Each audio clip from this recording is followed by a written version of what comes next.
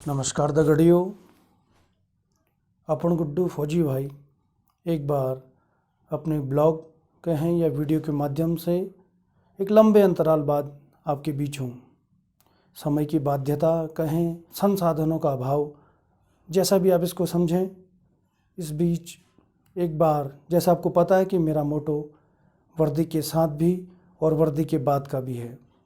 वर्दी के साथ जहाँ सेना में सेवारत रहने का मौका मिला, देश सेवा ही कहेंगे, तो वर्दी के बाद अपनी संस्कृति का प्रचार प्रसार, इसी क्रम को आगे बढ़ाते हुए आज मैं अपनी संस्कृति की एक छोटी सी झलक, जिसको कौतिक कहते हैं, उसके विषय में आपको अवगत कराने के बीच आपके बीच हूँ। मुझे विश्वास नहीं, पूरा भरोसा है कि आप हमारे इस वीडियो को लाइक भी करेंगे, सब्सक्राइब भी करेंगे और हमारी छोटे से प्रयास को अधिक से अधिक लोगों तक पहुंचाकर हमारे इस मुहिम में सहभागी बनेंगे। तो दोस्तों, जैसा उत्तराखंड की संस्कृति में कौतिक का अर्थ है, अगर इसको जर्नल भाषा में कहें, कौतिक का अर्थ कोलाहल से कहें। कौतिक का अर्थ अगर आप इसका अभिप्राय लेना चाहें तो इसका अर्थ संगठित होना है। कैसे होगी मेरी संस्कृति जहाँ कौतिक और हिंदी में उसका शाब्दिक अर्थ कहें मेला, मिलन, ऐसी थी मेरी संस्कृति जहाँ छोटे छोटे कौतिक या मेलों के माध्यम से लोग संगठित हुआ करते हैं। लेकिन कुछ दशकों से देखें या ज्यों ज्यों हमारा समाज भौतिकता की ओर आ रहा है, तो क्या इन मेलों, इन कौतिकों ने अपना जो पुराना वो इतिहास था, भौतिकता में कहीं रस पीछे तो नहीं छूट रहा? क्योंकि मैं जिस क्षेत्र से बिलोंग करता हूँ, इसका नाम बग्वाली पोखर है। यहाँ हर साल दिवाली और उसके बाद भैया दूज के अवसर पर एक मेला लगता है जिसका नाम है बग्वाई कौतिक। सोचिए दोस्तों, मुझे आज अपना बचपन याद आ रहा है।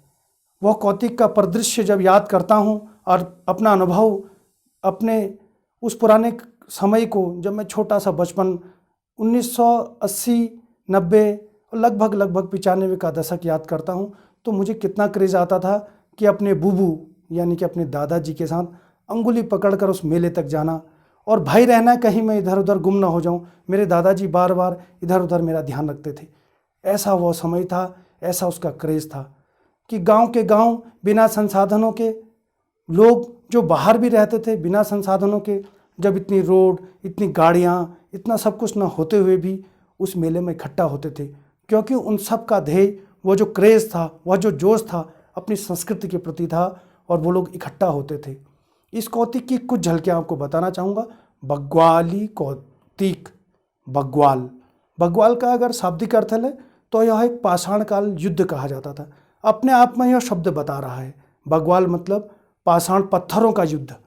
जब मैं इसको अपने क्षेत्र से कोरिलेट करता हूँ, तो बाद में ऐसी भी कई बुद्धिजीवियों के द्वारा, जितना मुझे स्मृति है, मेरे पिताजी कहें या अपने पूर्वजों द्वारा या कई और अन्य संसाधनों से जितना मुझे पता चल चुका है, वो बातें मैं आप तक रख रहा हूँ कि पाषाण युद्ध हुआ करता होगा, क्योंकि इसका अर्थ ही बग्वाल है।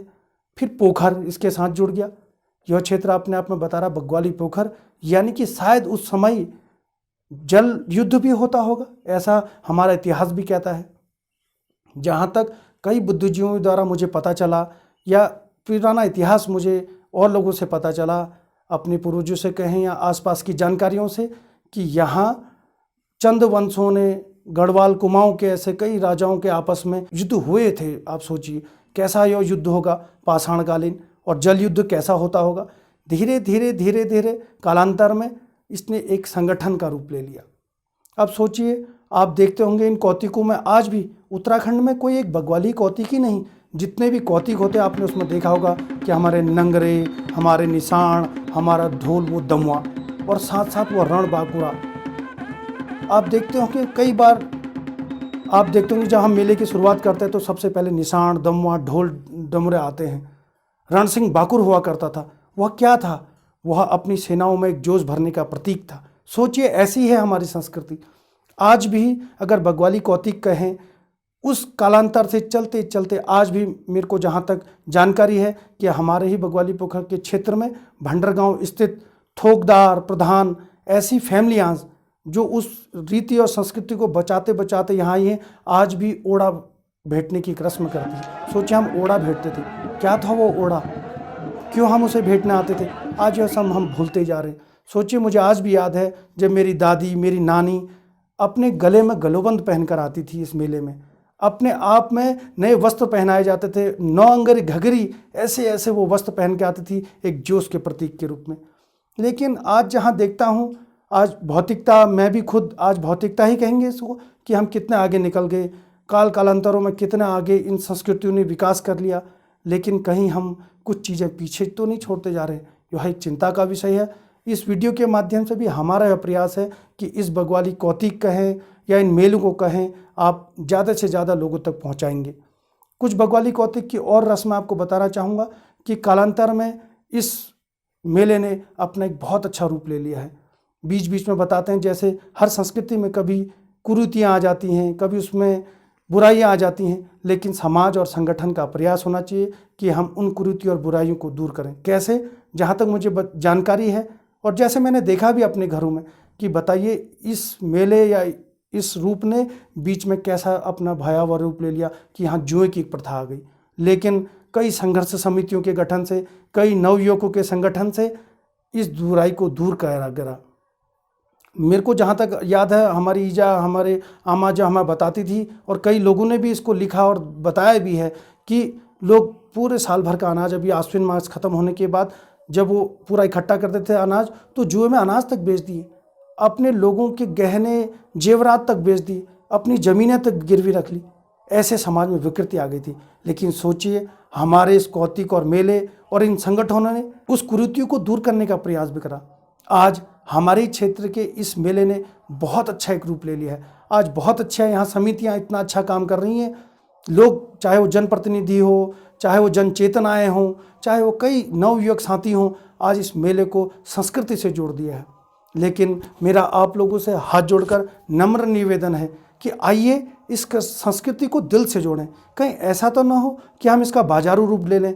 हमने बहुत अच्छे कार्यक्रम तो कर दिए, हमने बहुत अच्छे कर दिए, लेकिन वो को मैसेज नहीं ले पाया, क्योंकि मेले का मतलब संगठित होना है, संगठन और संगठित होना। तो मैं पूरे विश्वास के साथ कह सकता हूँ कि हमारे उत्तराखंड की संस्कृति में इन मेलों ने जो संगठित होना सिखाई, आओ मिलकर समाज को संगठित करें। इस मेले के उस जोश को कहें, या जो वो रणबांकुरा होता था ना, जिसे मतलब हमारे यहाँ नारसिंह कहते थे, उस नारसिंह की आवाज़ आज गायब हो गई। तो अब मैं आपको बताना चाहता हूँ कि जैसे तेजस ग्रुप के माध्यम से भी हमने अपने एक टैग लाइन लिखी थी कि टोपे हराया फतुई हराया, हमर रणसिंह बांकुर हरायो, हमर गोलोबंद हरायो, हमर 9 अंगर घघेरी हराई। कई ऐसे हमने बीच में भी कई ऐसे प्रयास करे हैं। तो आप हमारे इन प्रयासों के साथ साथ हमारे ही इस क्षेत्र के इस बग्वाली मेले में, जो कि अभी आगामी 15, 16, 17 नवंबर को लगने वाला है, ऐसा मैं कहीं मेला समिति की से जानकारी हमें प्राप्त हुई है और कई हमारे माध्यम से हमें पता भी चला है।